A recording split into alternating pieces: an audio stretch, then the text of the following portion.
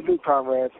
This is Behind the Walls Talk with your founder, William McCallum, and I thank you for visiting this domain. I'm here to give you an insight into the minds and hearts of those incarcerated that have been deemed voiceless. Well, this is where their voice and stories will be told for those of you who are concerned with human beings that are in prison for the mistakes they have made and for some of the injustices that were committed against them. Resolutions for reform is the goal and objective looking to be attained. Now step into our world.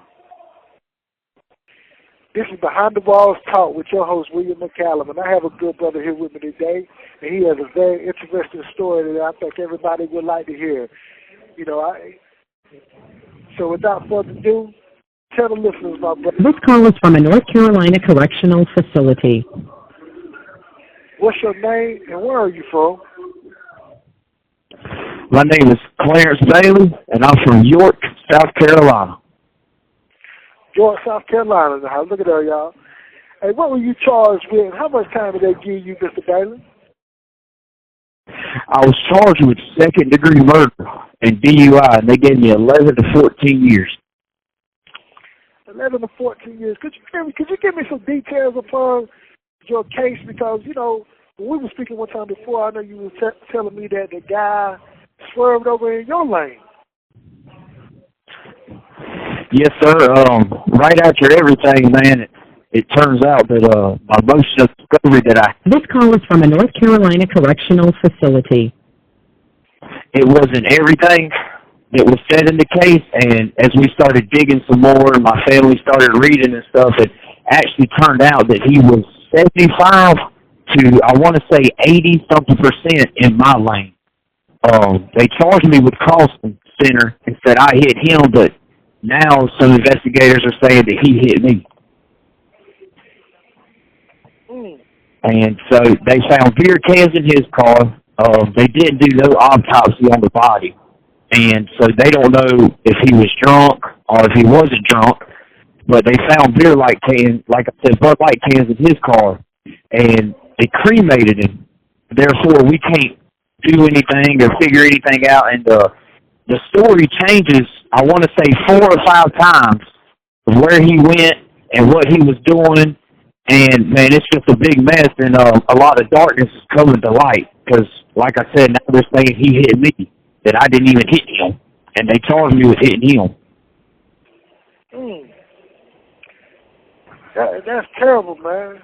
That is very terrible. Where you at right now in your case? Right now, it's hard for me because a lot of lawyers want money. And I come from a family that makes ends meet paycheck by paycheck, man. And my family is trying to get somebody, and of course I got some guys in here, man, that's really that legal work, that's filing motions and stuff, trying to figure something out. And from my understanding, you ain't never been in any trouble in your life. No, I've never had any convictions, any prior record, nothing. Now I'm a level 1, of course, but when I was sentenced, I had no level. They charged me with death on motor vehicle at first, but then they dropped it and hit me with second-degree murder. So why would they drop the death by motor vehicle and turn it over into second-degree murder? They said that because I was on my cell phone also, which you can see by the Verizon records, that I didn't care about no life spent around me, that I knew better than what I was doing. And I was also 20 years old at the time, and that was the malice they said they used, because at first, when they indicted me on second-degree murder, they still kept the death on motor vehicle, and then I ended up pleading out, and they dropped everything else at the second degree and the DUI. But they said that was the malice, that I knew better. For my driving records and my schooling. And you pled guilty, right? Yes, sir, I did. What would they say? How much time was they saying that you were facing if you would have took it to trial? He said the max for mine, if I remember correctly, was 300 and something months. So I pled 132. me and my family's never been in this, and man, I was scared to death. I ain't gonna lie. I ain't gonna try to be hard about it, man. I didn't want to spend my whole life in prison for a mistake, you know, an accident, and I took the 11 years. See, that's what the system does, though. Them DAs and them, they sit down there trying to intimidate you and trying to tell you that I'm going to give you all this time right here if we go to court, but if you plead guilty, we'll give you this time right here, though. Because the only thing they're looking for is a conviction. Yes, sir. Hey, I hate to hear that, man. So how long have you been incarcerated now? I got locked up in the county in 2018. I spent a year in the county. I made bond, and then I got sentenced. They told me my court date would take 2 years, but they actually got me quicker, and it was 5 months the time I got out, and I came back and I got sent to state October of 2019. So I've been on state since 2019. So when you took your plea deal, what was the feelings? What was the feelings that you had and everything that was going through your mind whenever you took your plea deal? Man, that's a day that I'll never forget.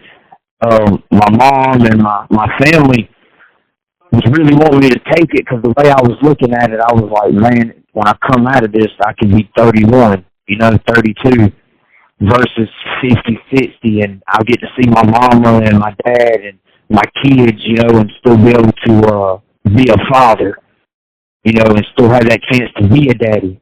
And it was a lot of emotions, man. I mean, honestly, because at that time I still, I was thinking it was all my fault. This call is from a North Carolina correctional facility. And when I was thinking it was all my fault, man, I was beating myself up because of what I did, and the mental part was hard on me, and I was just stressed, and I didn't know how I was going to make it because I've never been through this. And man, I was scared, and I never forget the day the judge slammed that hammer, and my sister made this god-awful scream. And when he sentenced me to adult correctional facility, man, I just put my head down. I felt like a failure to my family. I felt like I let everyone down. I felt like I was honestly just worthless, because my lawyer was even telling me that if I don't take this, man, that I deserve this, and I was going down forever, and I'd be lucky to see light of day, so my public defender was not helping me. This call is from a North Carolina correctional facility. I was really scared, man. I said, what was your occupation before all this happened? I worked for a company, and I did fire sprinkler systems. So I would go in and do like underground hydrants and stuff, and stuff to, they would hook fire trucks would hook up and put the fires out. But I did a lot of underground and pipe fitting. I had a crew, a company truck, man, and I was living on building a life before all this, man. Yeah. And you said you had children. You said you got kids. What are your kids' names and how old are they? Man, I got 2 amazing, wonderful boys, man, by my beautiful wife. I got my oldest son, whose name is Carter, and I got my youngest boy, who is named Caden, man. We love to see names, Clarence, Caden, and Carter, So we love to see names, man. But, man, my oldest is 7, and my youngest is 5, man. And, it's hard, man. It's hard being away from them. Is there anything you would like to say to them at this moment? So? Is there anything you would like to say to your kids at this moment? Man, I try not to cry when I talk about them, man, but Daddy loves them, and I am sorry for all this because I felt like I missed a lot of their lives. Being in here, I felt like I need to be a better role model, man. My heart is for my boys, and I pray to God every day that they never have to experience this, and they take this and learn how life is short. But I'm so proud of them, man, for how smart and how they sing praise songs and how they worship God and how they love their mother, man. I love my boys more than words could ever explain. And I just thank God for them. At the end of the day, man, they push me. They keep me moving. That's right, man. Now that's a father's love right there. I ain't never heard of it in my life. Man, and I love that, man. I salute you for that, man. I applaud you, man, for being the father that you are, and loving them and caring for them and being there for them the best way that you possibly can. So, how does having children while being incarcerated affect your time? Man, it drags. It's hard because I believe as the man, we are to protect and we are to be there for our boys and our wives and our kids, and having them, I worry about them every day because, man, I'm not going to hate to say it, it's a crazy world out there. It's not safe anymore, man. And I was out there protecting them, but my days drag. But I thank God for my beautiful wife taking care of them, and I know they're in good hands with my family and my wife. But it's hard, man, being away from them every day. You wake up and you see them grow up in visitation, and that isn't nice at all. And then they start asking questions, and all these hard answers you got to give them. But it's hard, man. It's hard. I miss them every day. I wake up thinking about them. I go to bed thinking about them. I cry a lot about them. I ain't gonna lie about it. I cry a lot. Do you have mental support for someone out there in society? Like somebody that's by your side, that's there for you? I have a huge support system, man, from my mother to my stepdad to my dad and my stepmom, which I don't really call them step-parents. I call it Daddy 1, Daddy 2, and Mama 1 and Mama 2. But my biggest one, I don't believe in step-parents, man. That's just a title. But with my wife, man, she's what we all call a ride or die, man. She's a woman in my corner. She's not just along for the ride, man. She's my biggest fan. That's my biggest supporter. That's right. Because I noticed you mentioned her two other times already, so I know she's there. She's your rock. And she's solid. And she's there by your side, man. And that's a beautiful thing when you can have somebody that's by your side like that. I feel the same way about my wife, man. She's my rock too as well, man. And we need that. We need that. We need that second half. Yes, That's right. A man is defined by the woman he holds by his side. That's so true. So what was it like growing up for you? What was your youth? You have 60 seconds remaining. Hold on, I want you. Excuse me on that one. Now we're going to get back to this question as soon as Behind the Walls Talk continues. Back to Behind the Walls Talk with Mr. Bailey.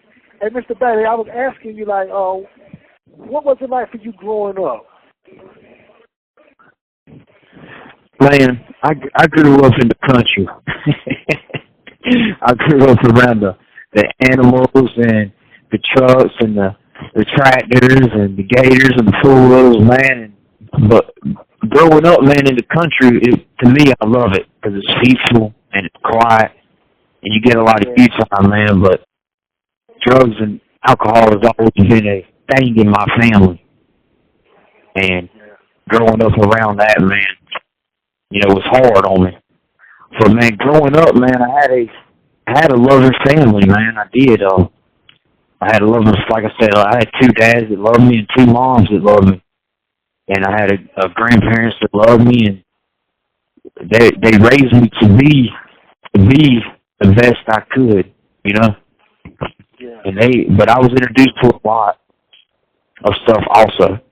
But, man, growing up, man, it was good. I mean, I love the country life, man. I love it. I love being out there in the sticks.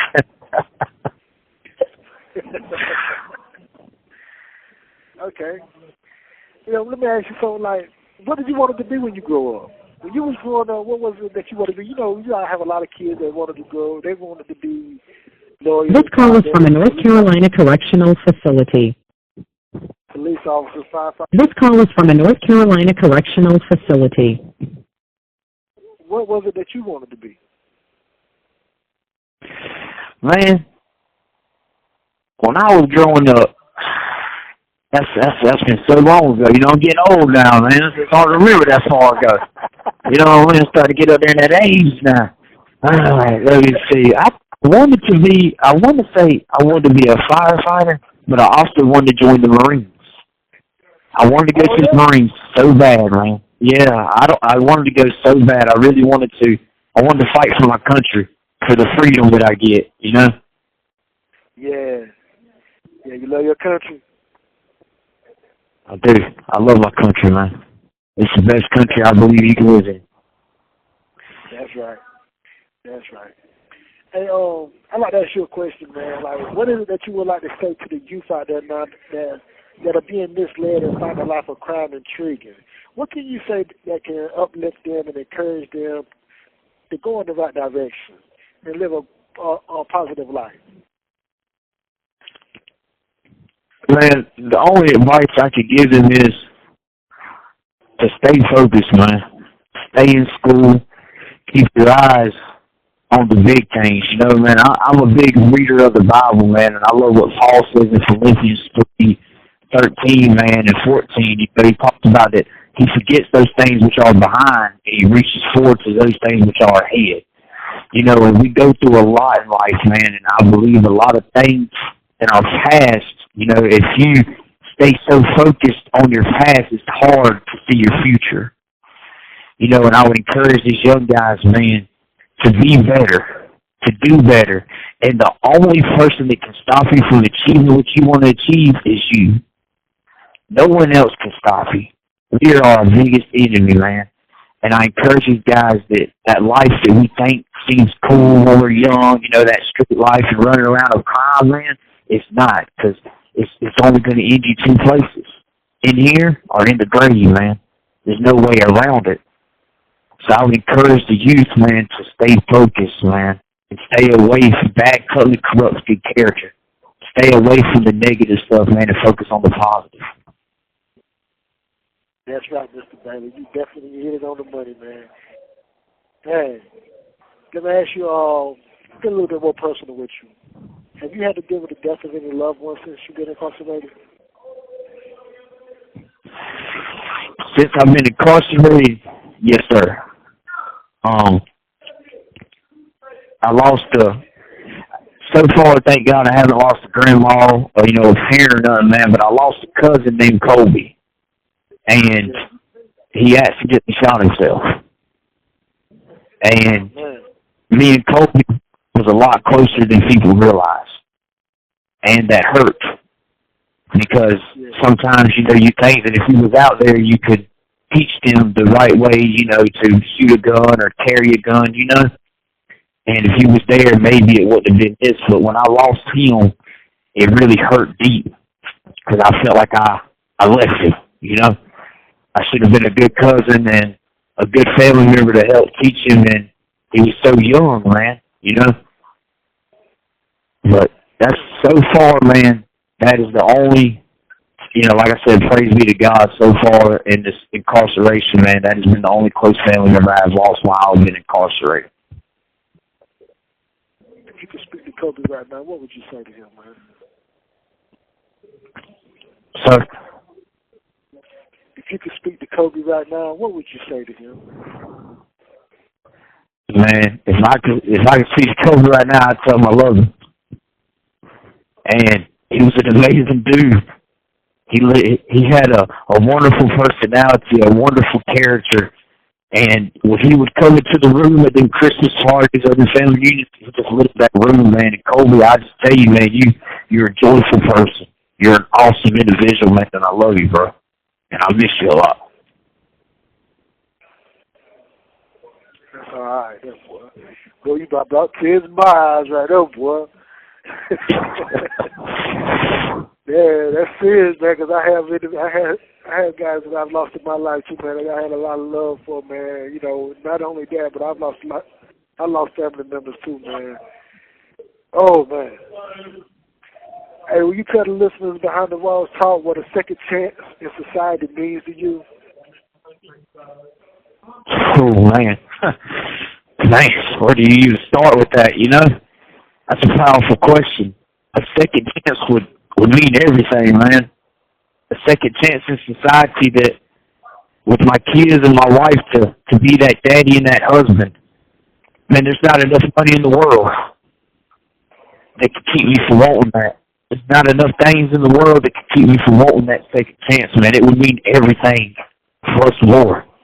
I would really love another chance.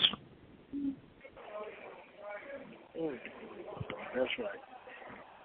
Hey, man, I tell you, man, this has been a wonderful interview, man. I appreciate you, man. I'm glad that I had the opportunity to meet you and to do this interview with you, man. I thank the brother that... This call is from a North Carolina correctional facility. I thank the brother that introduced me. This call is from a North Carolina correctional facility. This has been a very wonderful interview. Yeah, man. I hope the best for you, man. I pray the best for you. You know, you and your family, you have, as far as I know, man, you have a wonderful family. You know, you have a wonderful support system. And for all the listeners out there behind the walls talk, please support this brother too as well. And just be there for him. His name, his Opus number, everything's going to be out there. You know, this guy needs some help. This guy here, man, is a wonderful guy, a wonderful dude, a wonderful father, wonderful husband, a wonderful son, and everything, man. It's a good guy. He should have never been charged and given that much time that he has received, because I know of other cases too as well that is worse than his when it comes to death by motor vehicle, and some of them guys only got 2 to 3 years. There's no way that this guy should have got 11 years or been intimidated to receive more than 20 years. That should have never happened. This guy was railroaded, and he needs some release up in his system. He needs to be home with his family. So I thank you again, my brother. Man, I thank you, man. Like, you don't know what this means, man, 'cause sometimes, you know, well, you know, but when you're in here, you think everybody forgets about you. You know, you think you're just the scum of the earth. And to have someone like you and your wife doing this podcast for us guys in here, man, and, you know, you're not forgetting the ones. Paul tells Bible, don't forget the ones that are locked away in prison. And y'all aren't forgetting about us, man. And I appreciate the opportunity, and I appreciate what y'all doing, man, because this is really going to be used to help the youth and the young generation, man. So I applaud y'all, and I thank y'all for being a blessing that y'all are, man. Thank you, man. And with that being said, this is Behind the Walls Talk. Peace.